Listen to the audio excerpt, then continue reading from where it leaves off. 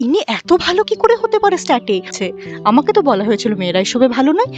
মহিলাদের সাথে আমার পরিচয় হয়েছে যারা ডেটা সায়েন্টিস্ট, ডেটা অ্যানালিটিস্ট, স্ট্যাটিস্টিক্সে এত ভালো কাজ করছে। I was surprised.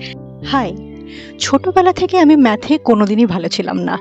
আমাকে বলা হতো যে আমি ম্যাথে ভালো না। একটা সময় পর আমি বিলিভ করতে শুরু করেছিলাম যে হ্যাঁ, মেয়েরা বোধহয় সত্যিই ম্যাথে ভালো হয় না। কারণ আমি আমার আশেপাশে যে ফ্রেন্ড সার্কেল দেখেছিলাম সেখানে মোস্টলি তারা ম্যাথে ভালো ছিল না। তো আমি এটা ধরে নিয়েছিলাম যেটা আমাকে শেখানো হচ্ছে, statistics and complicated things are not meant for women.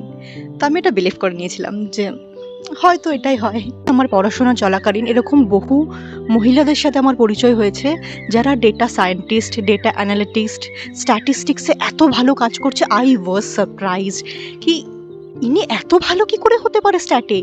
আমার ছোটবেলা থেকে যে অ্যাজাম্পশন সেটা তো ভেঙে যাচ্ছে। আমাকে তো বলা হয়েছিল মেয়েরা এসবে ভালো নয়। ইনি এত ভালো কি করে? I was surprised and inspired at the same time. তার মানে এটা নয় যে মেয়েরা ভালো হয় না। যদি তাই হতো তাহলে শকুন্তলা দেবীকে হিউম্যান কম্পিউটার বলা হতো না তার কমপ্লেক্স মেন্টাল ক্যালকুলেশন এবিলিটির জন্য। যদি তাই হতো তাহলে অপারেশন সিন্দুরে যে দুজন মেন লিডার ছিল যারা মেয়ে, সেই দুজন কি করে অপারেশনটাকে সাকসেসফুলি রান করতে পেরেছিল। তখন আমি রিলেট করতে শুরু করলাম যে ম্যাথামেটিক্স এবিলিটি বা ইন্টেলিজেন্স জেন্ডারের সাথে একদমই কানেক্টেড নয়। এটা জেন্ডারের সাথে একদমই রিলেটেড নয়। বিশ্বাস করো, this is not related at all.